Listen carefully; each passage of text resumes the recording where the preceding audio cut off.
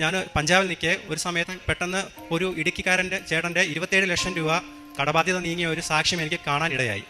ആ സാക്ഷ്യം കണ്ടതോടുകൂടി തന്നെ എനിക്ക് എങ്ങനെയെങ്കിലും കൃപാസനത്തിൽ വരണമെന്നൊരു തോന്നുകയും ഞാൻ ജനുവരി മാസം 9-ാം തീയതി കൃപാസനത്തിൽ വരികയും ഉടമ്പടി എടുക്കുകയും ചെയ്തു. ഉടമ്പടി എടുത്ത് ഏകദേശം 10 ദിവസം കഴിഞ്ഞു. ഞാൻ രാവിലെയും വൈകിട്ടും കറക്റ്റായി പ്രാർത്ഥനകൾ ചെയ്യുകയും 10ാമത്തെ ദിവസം രാവിലെ പ്രത്യക്ഷീകരണ പ്രാർത്ഥന ചൊല്ലിക്കൊണ്ടിരിക്കുന്ന സമയത്ത് എനിക്ക് പെട്ടെന്ന് മനസ്സിലൊരു തോന്നൽ തോന്നി. നിന്നൊക്കെ വീട്ടിലോട്ട് എതിലെയാണ് വഴി വേണ്ടത്, ആ വഴിയിൽ വിശ്വാസ പ്രമാണം ചൊല്ലിക്കൊണ്ട് നീ ഉപ്പ് വിതറുക.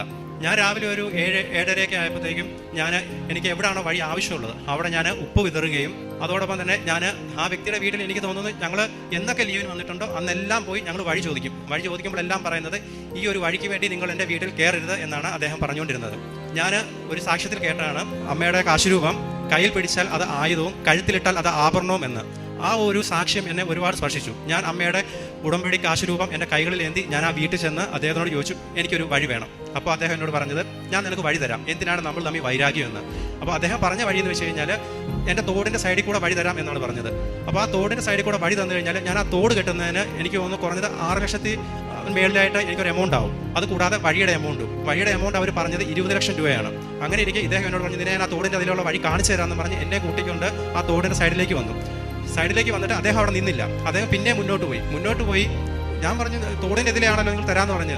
പക്ഷേ അദ്ദേഹം അവിടെ നിൽക്കാതെ ഞാൻ എവിടെയാണോ ഉപ്പിട്ടത് അവിടെ വന്നിട്ട് പറഞ്ഞു, ഞാൻ നിനക്ക് ഇതിലേ വഴി തരാമെന്ന്. അത് വലിയൊരു അത്ഭുതമായിരുന്നു ഞങ്ങൾക്ക്. വഴി 40 വർഷമായിട്ട് ഞങ്ങൾക്ക് വഴിയില്ലായിരുന്നു. ഉടമ്പടി എടുത്ത് ഫസ്റ്റ് ഉടമ്പടിയിൽ 10ാമത്തെ ദിവസമാണ് എനിക്കിത് സംഭവിക്കുന്നത്. എനിക്ക് തോന്നുന്നു മാതാവ് എന്നെ ആ ഉടമ്പടിയിൽ ഉറപ്പിച്ച് നിർത്താൻ വേണ്ടിയാണ് ഈ ആദ്യത്തെ ഇത് എനിക്ക് തന്നത്.